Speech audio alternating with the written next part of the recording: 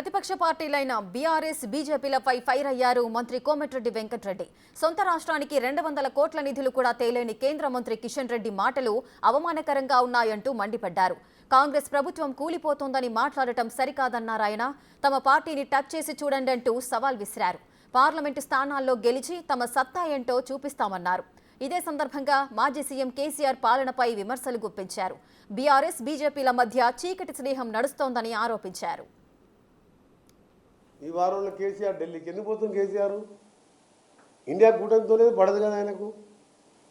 ఆయనకి మా పార్టీ వేరు, ఆయన పార్టీ వేరు. అంటే బీజేపీతో లోపాయికారు ఒప్పందం, ఓపెన్ అలయన్సా, అండర్స్టాండింగ్. ఇక్కడ ఈ క్యాబినెట్లో మేము వీక్ పెడతాం, ఇక్కడ మీరు వీక్ పెట్టుకోండి అని ఆ అండర్స్టాండింగ్ పోతున్నట్టు బీజేపీలో ఉన్న పెద్దలే కొందరు ఢిల్లీలో నాకు పరిచయం ఉందని చెప్పిండు. అంతేందుకు మోడీ గారు ఇక్కడ హైదరాబాద్ కూర్చొని బహిరంగ సభలు ఏం చెప్పిండు? కేసీఆర్ నా దగ్గరికి వచ్చిండు, నేను అన్నీ చేసిన తెలంగాణకు, నా కొడుకుని పంపిస్తాను నీ దగ్గరికి, నువ్వు ఆశీర్వదించు అన్నావు. ఒక దేశ ప్రధాని స్వయంగా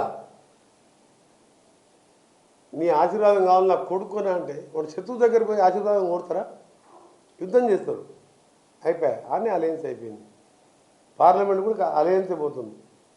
వాళ్ళిద్దరు కానీ ఇంకో పార్టీలో ఉంటూ తెచ్చుకోమని చెప్పండి, 12 సీట్ల పైన మేము గెలవబోతున్నాం. కేసీఆర్ అధికారం ఉన్నప్పుడు కేటీఆర్ గారు పెద్ద పొంగనాలు కొట్టి పెద్ద మొత్తం నాదే, నేను డెవలప్ చేసిన అని హరీష్ని డమ్మీ చేసిండు. ఈ కాళేశ్వరం మేడిగడ్డ కూలిపోయేసరికి హరీష్ని ముందు పెట్టిండు, ఆయన పోయి వెనక బెంచ్లో కూర్చుండు. పోయిన సెషన్ చూడండి, ముందు బెంచ్లో కూర్చున్నాడు ఆ నాయన సీట్ల కేటీఆర్. ఈసారి ఇంకో కనవలేదు అసెంబ్లీలో.